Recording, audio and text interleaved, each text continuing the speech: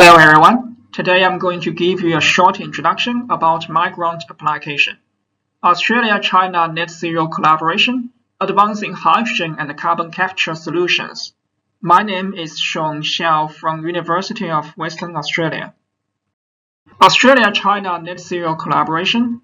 The first one we will have a look at is hydrogen. Here is the hydrogen supply chain from the hydrogen production, hydrogen transport and storage to hydrogen utilization. Hydrogen is produced using renewable energies, natural gas, and etc. We will have gas phase of hydrogen to be liquefied into liquid hydrogen and will be shipped by the liquid hydrogen carriers. It will then be unloaded and utilized in domestic heatings, in the fuels in our cars, and in generating electricities. The second part we will have a look at is carbon capture, utilization, and storage, CCUS. There are 4 steps in this scenario. In the first step, CO2 is captured and liquefied from industrial sources in Australia and Asia Pacific.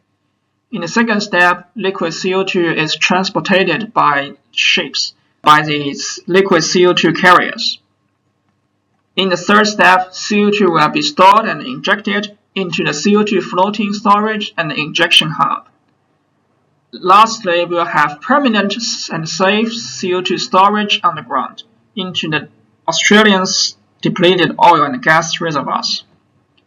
Right now, we have strong collaboration with Korea, so the CO2 is captured in Korea and shipped here by the liquid CO2 carriers and being stored here in Australians' depleted oil and gas reservoirs. And certainly we would like to extend such collaboration to China as well.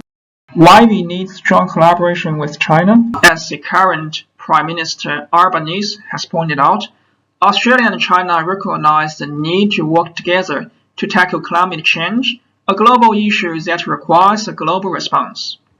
China is our largest trading partner, and our efforts in climate change cannot be done without collaboration with China. Right now, we have strong collaboration with Japan in hydrogen and with Korea in CCUS.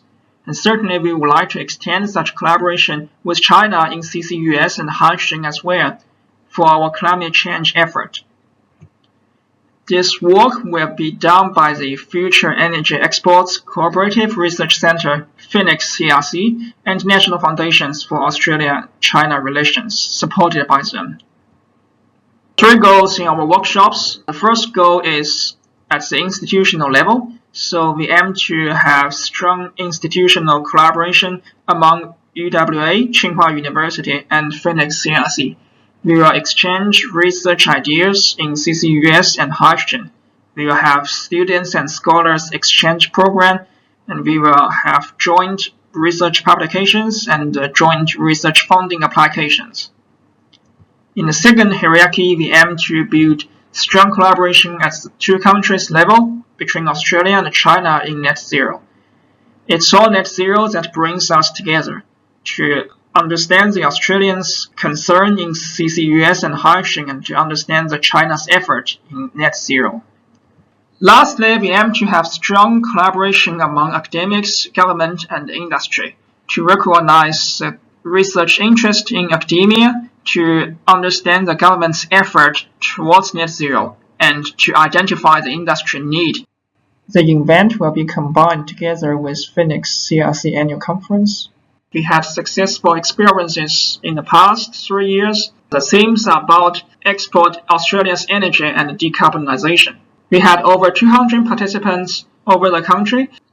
Earlier this year, I was also honored to host a workshop advancing Australia-Japan knowledge exchanges on hydrogen, supported by Australia-Japan Foundation. We had over 50 participants, including the Consul General of Japan in Perth. The expected outcomes are given as follows. We aim to have 4 workshops in China and Australia with over 80 participants.